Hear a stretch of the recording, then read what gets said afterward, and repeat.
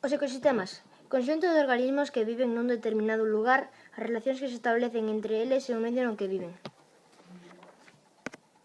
Factores abióticos é todo aquilo que non ten vida, como por exemplo os rochas, a auga, o solo, as precipitacións e as nubes. Factores bióticos, todo aquilo que ten vida, como por exemplo os cervos que vemos nesta imaxe, as árbores, todo ese tipo de seres vivos. Individuos. Os individuos da mesma especie constitúen unha poboación. E un conxunto de poboacións forma unha comunidade. Un conxunto de comunidades forma un ecosistema. Factores interespecíficas entre individuos de distinta especie dun ecosistema. Temos o parasitismo, un ser vivo aliméntase de outro ao que lle cansa un persuicio. Temos a depredación, un ser vivo aliméntase de outro ao que mata.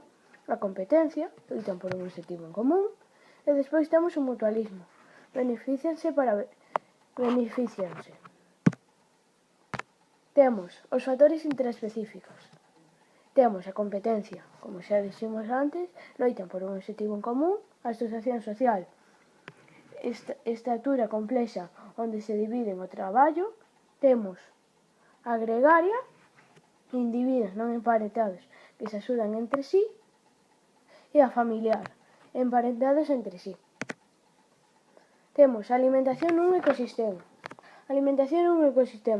Temos os descompoñedores. Descompoñen os restos orgánicos hasta obtener materia orgánica inorgánica para os produtores. Lombriz de terra, moscos. Temos o consumidor primario. Aliméntase directamente dos vegetais. Consumidor secundario, aliméntanse de herbívoros. E aquí xa está. E o consumidor terciario, aliméntanse de carne de outros animais. E aquí termina a nosa gravación feita por Noé e Eric.